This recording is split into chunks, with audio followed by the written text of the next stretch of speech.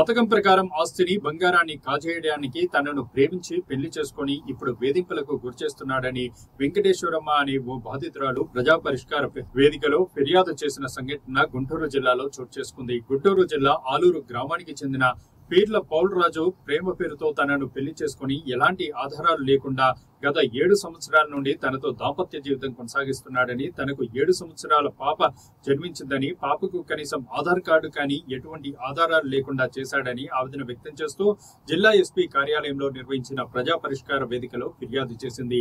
కాగా తన ఆస్తి, బంగారం మరియు తన శారీరక సుఖాల కోసమే తనను సదరు వ్యక్తి పెళ్లి చేసుకున్నాడని, తాను ఆలస్యంగా గ్రహించానని తెలిపింది. ఎన్నోసార్లు ration card, Aadhaar card, marriage certificate ఇద్దరి పేరుతో తీసుకోవాలని ఒత్తిడి చేస్తే తనపై దాడి చేసి చిత్రహింసలకు గురిచేసేవాడని వాపోయింది. ఈ విషయాన్ని పెద్దలకు తెలియపరిస్తే వారిని కూడా చంపుతానని బెదిరించడంతో ఎవరూ ముందుకు రావడం లేదని వాపోయారు. తనకు స్థానిక ఎమ్మెల్యే అండదండలు ఉన్నాయని పౌలురాజు పదే పదే చెబుతూ నీకు చేతనైంది చేసుకోమని అంటున్నాడని బాధితురాలు కన్నీరు మున్నీరయ్యారు. గతంలో పౌలురాజుపై పోలీసులకు ఫిర్యాదు చేసినా కూడా వారు పట్టించుకోవడం లేదని ఆందోళన వ్యక్తం చేసింది. వెంటనే పౌలురాజుని అరెస్ట్ చేసి కఠినంగా శిక్షించాలని, తనకు తన తల్లికి ప్రాణరక్షణ కల్పించి న్యాయం చేయాలని వెంకటేశ్వరమ్మ అధికారులను వేడుకుంది.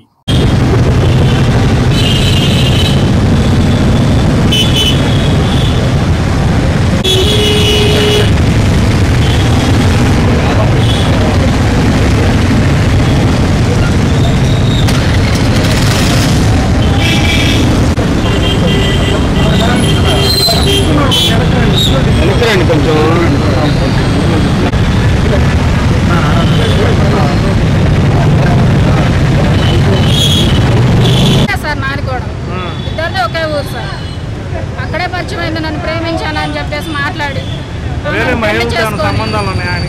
ఉన్నాయి సార్. అమ్మాయిలు తక్కువ సంబంధాలు ఉన్నాయి సార్. అమ్మాయిలు వేసుకొని తిరుగుతాడు సార్.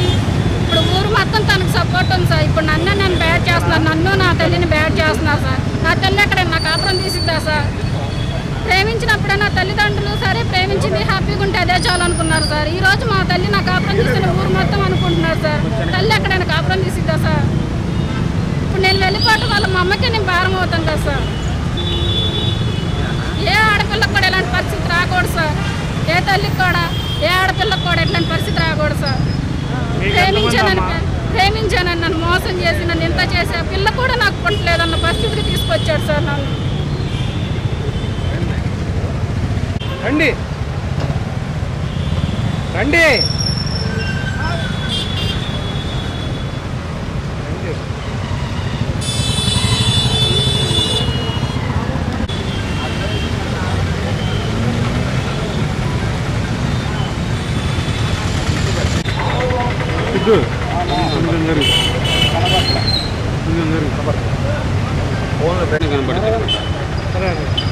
సైడ్ ఉంటే కనపడదనుకుంటా.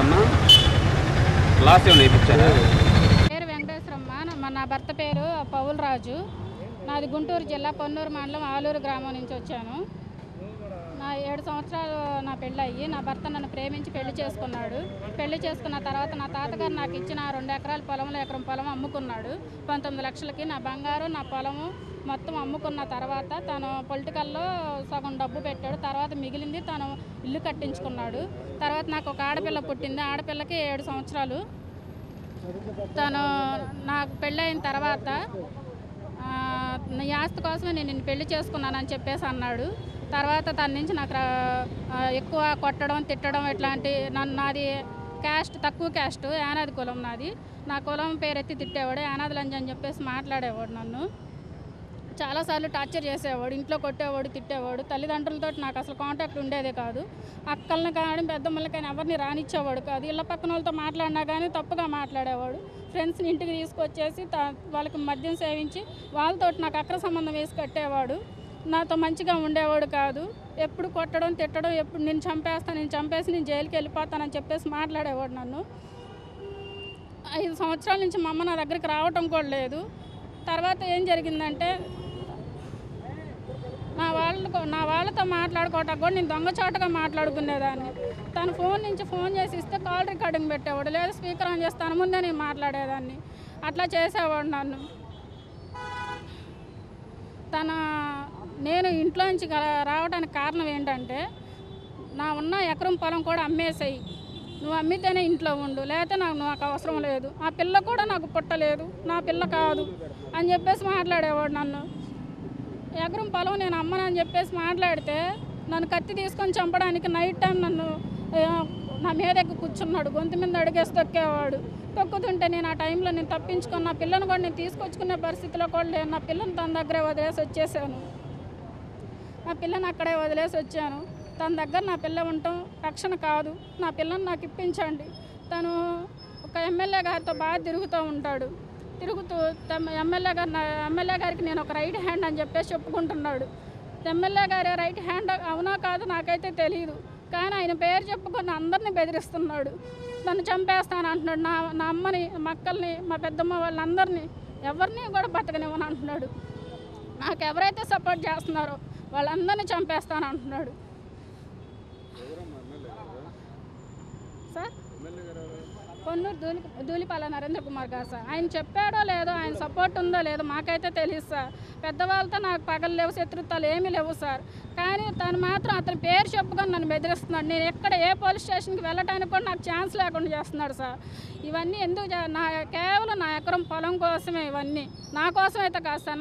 నా మీద అయితే ప్రేమ లేదు. ఇప్పుడు నా పుట్టిన పిల్లకు కూడా అడ్రస్ లేదు సార్, ఒక డేట్ ఆఫ్ బర్త్ లేదు. నా పిల్లకి 7 సంవత్సరాలు, డేట్ ఆఫ్ బర్త్ లేదు, ఆధార్ కార్డు లేదు. ఇప్పుడు నా పెళ్ళి 7 సంవత్సరాలు అయినా సార్, ఇప్పుడు నాకంటూ ఆధార్ కార్డు నా పుట్టింటి పేరే ఉంది, కానీ తన ఇంటి పేరు నాకు లేదు సార్. నాకంటూ ఒక రేషన్ కార్డు లేదు. తన భర్తగా, తన భార్యగా నాకంటూ ఏమీ లేదు సార్. ఏమీ లేకుండా ఇన్ని సంవత్సరాలు నన్ను అలానే ఉంచుకుంటాడు. నా పొలం అమ్మి తన ఇల్లు కట్టించుకుని తను అన్నీ చేసుకున్నాడు, కానీ నాకంటూ ఒక ప్రూఫ్ లేకుండా చేశాడు తన భార్యగా. ఈరోజు నేనేం చేయడానికి కూడా నాకు ఛాన్స్ లేదు అతన్ని. ఇప్పుడు కూడా నన్ను బెదిరిస్తున్నా సార్, నేను చంపేస్తాను, నేను నచ్చేస్తాను, ఇచ్చేస్తాను. మా అక్క మా బావ వాళ్ళ ఇంటికి 10 మందిని వేసుకొని వెళ్ళాడు సార్, మీ చెల్లి కావాలి అని చెప్పేసి. తర్వాత తన నుంచి నాకు ఫోన్ కాల్స్ వస్తున్నాయి, నేను చంపేస్తాను, నీకు డివోర్స్ ఇచ్చినా సరే నేను చంపేస్తాను. నేను డివోర్స్ ఇచ్చాక నన్ను చంపడానికి అతను ఎవరు సార్? ఇంకా ఇది ఎక్కడ న్యాయం అసలు? లేదు సార్, కలవలేదు సార్. నేను అసలు బయటకు వచ్చే ఛాన్స్ కూడా నాకు లేదు సార్.